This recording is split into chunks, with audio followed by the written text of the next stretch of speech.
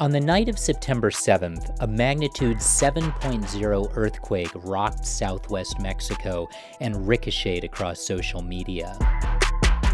Online, people posted about strange flashes in the sky at the time of the earthquake. The hashtag Apocalipsis gained traction. What exactly was going on? I felt the earthquake very strongly here in Mexico City. As a seismologist, is a cool thing to experience. During some part of the earthquake, it's difficult to walk. I could feel like how violent the movement was.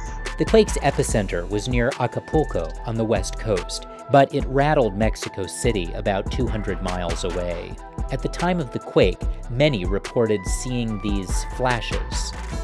Yes, I saw the lights, of course. There's some disagreement as to the cause of this light, however. During the earthquake, we were having a thunderstorm. So maybe the flashes were lightning, at least in part.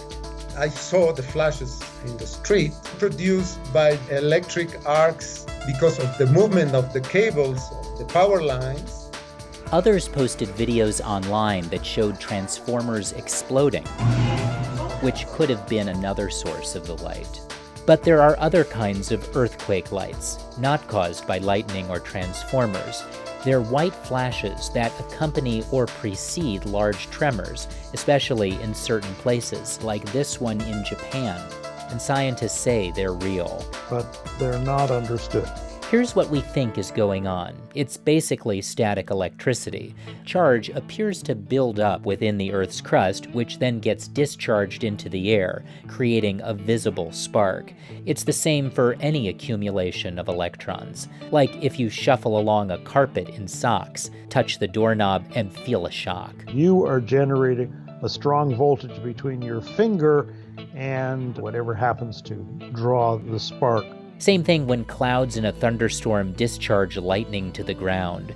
This rapid movement of electrons produces light.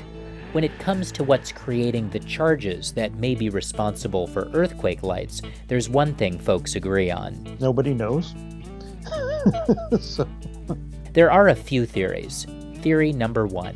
Underneath the Earth, there's huge pressures, and you grind things against one another. Put certain kinds of rocks in a vise, clamp down, and you produce a voltage difference across the stone. Maybe that's what leads to the sparks. Or maybe it's the friction from all that grinding. Another theory is something called fractoluminescence. So the act of making a fracture produces light. And naturally, earthquake activity fractures rock as the waves ripple through the ground.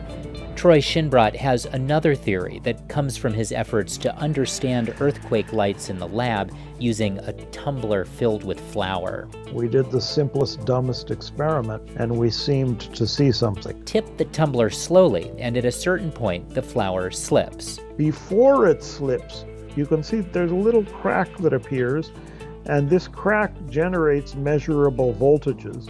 And then because there is this crack, the grains that are sitting on this unsupported region start to slip. Earthquakes are on a much larger scale, where the granular bed is the entire Earth underneath us. And the idea is that this crack generates a voltage that is of such a large magnitude that it produces earthquake light. Now, we don't know whether any of the flashes during the recent Mexico quake were indeed earthquake lights, caused by this discharge of static electricity from the movement of the Earth.